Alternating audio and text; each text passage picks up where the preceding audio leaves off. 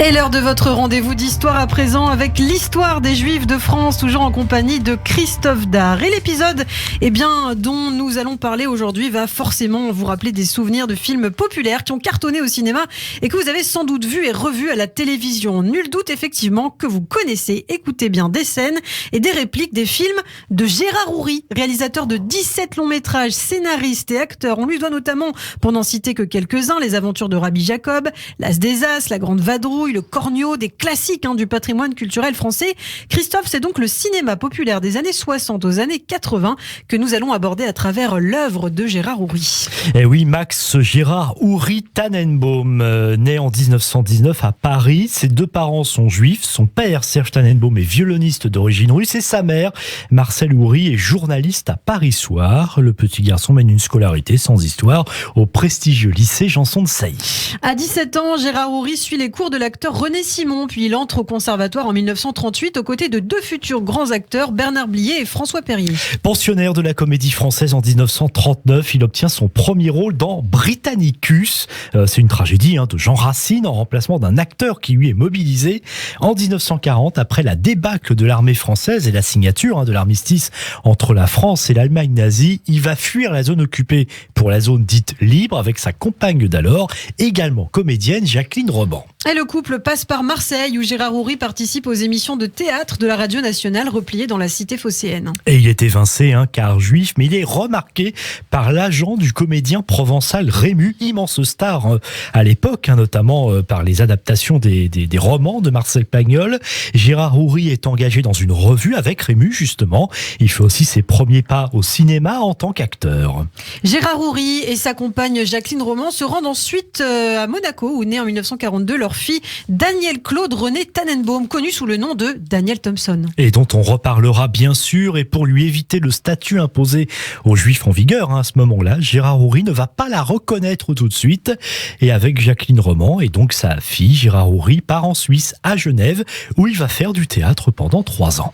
Alors Christophe, après la guerre, de retour à Paris, Gérard Houry a des petits rôles au théâtre et au cinéma. Mais il faut le dire, pendant une dizaine d'années, c'est une période de vache maigre. Oui, il n'y a pas de grands rôles, mais malgré tout, il fait des rencontres importantes. D'abord celle de Bourvil qu'il adore dès leur première rencontre et dont on reparlera. Et puis, plus encore, Michel Morgan, c'est l'actrice qui est alors à l'apogée de sa carrière, qui est une énorme vedette avant-guerre, celle à qui Jean Gabin, souvenez-vous, dit une des répliques les plus célèbres, les plus fameuses du cinéma français dans le film Quai des Brumes en 1938. T'as de beaux yeux, tu sais. C'est au cours Simon que Houry et Morgan se croisent à la fin des années 30, puis ils tournent ensemble sur le tournage du film La Belle que voilà en 1949, où ils échangent un baiser qui ne restera pas en mémoire de l'actrice. Eh oui, ça n'a pas fait d'étincelle à ce moment-là, mais leur relation qui débute lors du tournage du Miroir à deux faces, moins de 10 ans plus tard, en 1958, un long métrage dont Gérard Houry est le co-scénariste. Alors ils ne se quitteront plus, désormais, ils vont se marier d'ailleurs, mais si Houry est comblé sur le plan sentimental, c'est plus compliqué. Sur le plan professionnel, alors qu'il a déjà 40 ans, acteur du coup dans des films sérieux, il va quand même déjà tourner 2 films, une comédie dramatique, La Main Chaude, et un drame, La Menace, qui seront tous les deux des échecs commerciaux. Et puis au théâtre, Gérard Houry interprète Don Salluste dans Ribla de Victor Hugo à la Comédie Française, ce qui va faire quand même pas mal de remous. Oui, d'abord parce que les acteurs de l'institution ont en travers de la gorge le fait qu'un metteur en scène qui n'a pas travaillé à la Comédie Française depuis 20 ans puisse jouer ce rôle. Et puis il va y avoir un clash avec un autre acteur, Robert Hirsch, qui joue lui un autre rôle dans Ruy Blas, celui de Don César de Bazan. Hirsch va même quitter avec fracas les répétitions une semaine avant la présentation au public de la pièce, expliquant dans la presse être en désaccord avec la mise en scène et qu'il ne peut pas jouer avec Gérard Houry, un acteur imposé et dont il déplore l'engagement. Et oui, la Comédie Française dont les murs ne finissent pas de trembler puisque tous les deux vont même en venir aux mains. C'est Boubacaris avant l'heure, une bagarre qui va être relayée d'ailleurs à l'époque dans la presse. Finalement, Robert Hirsch parti, c'était sans doute mieux comme ça. Et bien la pièce va être un triomphe avec donc Gérard Houry dans le rôle de Don Salluste Salluste, sous les yeux du général de Gaulle et de son ministre de la Culture André Malraux, qui sont enchantés. Et on le verra, mais cette interprétation de Gérard Houry va beaucoup lui servir une dizaine d'années plus tard, au moment de tourner le film La Folie des Grandeurs, avec Louis de Funès et Yves Montand, mais n'allons pas trop vite. Alors en 1962, Gérard Houry connaît son premier succès en tant que réalisateur avec un film à sketch, Le crime ne paye pas, avec son épouse Michèle Morgan et Louis de Funès. Et à cette période, Louis de Funès n'est pas un acteur connu, alors qu'il a déjà 48 ans.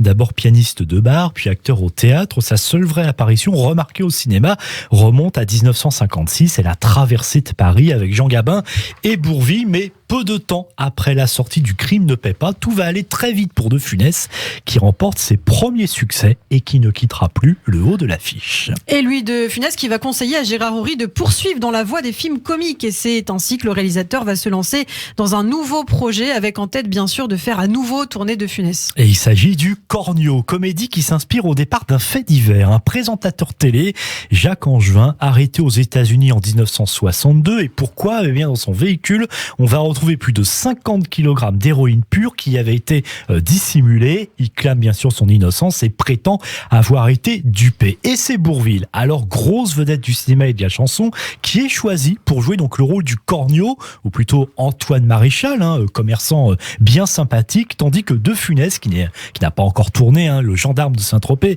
et n'est donc pas encore une vedette, et bien lui joue un directeur d'une maison d'import-export qui est en fait un gangster, et son nom c'est Léopold de Saroyan. Et le scénario débute par un accident. La voiture du personnage de Bourvil, une 2 chevaux, est percutée par celle de Léopold Saroyan, une Rolls-Royce. Et comme il est en tort, Saroyan propose à Maréchal de conduire une superbe Cadillac décapotable à un client américain, sauf que le véhicule est truffé de produits illégaux. Héroïne dans les ailes arrière de la voiture, or dissimulé dans les pare-chocs, pierres précieuses cachées dans la batterie et le fameux Yukon Kun, qui est le plus gros diamant du monde qui vient d'être volé. Allez, pour le plaisir, la scène de l'accident au tout début du film où la pauvre 2 chevaux de Bourvil finit en pièces.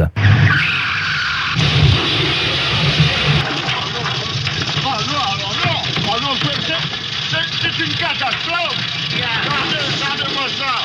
Qu'est-ce qu'il y a? Qu'est-ce qu'il y a? Qu'est-ce qu'il y a? Bourvil, qu'est-ce qu'il y a? Maintenant, elle va marcher beaucoup moins bien, forcément. Je vous en prie, ne vous gênez pas, marchez dessus. Oh là là. C'est pas grave. C'est pas grave, vous en avez de bonnes, c'est pas grave. Qu'est-ce que je vais devenir, moi? Eh ben, un piéton, ouais, plus. Mes vacances sont foutues, je partais pour l'Italie. Écoutez, prenez l'avion, ça va plus vite. Mais je ne suis pas pressé, moi. Et alors, moi, je suis pressé, voilà. Voilà, c'est là. C'est fini, oui. Mais je vous en prie. Alors, voici ma carte. Voici ma carte. Mon agent d'assurance vous contactera. Voilà. Ah, vraiment? Il y en a qui marquent pas de culot. Léopold Saroyan, président directeur général. Je m'en fous, moi! M'en fous! Pour l'anecdote, la célèbre réplique « Elle va moins bien marcher maintenant !» Eh bien, n'est pas écrit dans le scénario. J'essaye les imitations. Franchement, magnifique. Oui, très belle imitation. C'était pas écrit dans le scénario au départ et c'est Bourvil lui-même qui va l'improviser lors du tournage. Ouais, on le voit en tout cas, le tournage qui révèle une complicité entre Bourvil et De Funès, malgré 2 caractères totalement différents. Du coup, Bourvil veut que le nom de Funès soit placé en haut de l'affiche, un grand prince à côté du sien. Et oui, surtout qu'il faut rappeler que c'est Bourvil la vraie vedette du film et pas Louis de Funès à ce moment-là. Le Cornio qui va être un triomphe, près de 12 millions d'entrées. Je crois que personne ne s'attendait à cela à l'époque. Du coup, le film est en tête du box-office de l'année 1965 et aujourd'hui encore. Et on l'a vu pendant le confinement, ainsi que tous les autres films de Gérard Houry. Eh bien, à chaque rediffusion télé, le Cornio fonctionne toujours autant. Et oui, avec un tel succès, Gérard Houry pense à nouveau au même duo d'ailleurs pour son film suivant, La Grande Vadrouille, l'un des premiers films à rire de la période de la Seconde Guerre mondiale. C'est ce que nous verrons dans la suite de l'histoire des Juifs de France et de ce portrait, Christophe, consacré à Gérard Houry. Merci. Radio J, 15h-16h30, Cyrielle Sarah Cohen.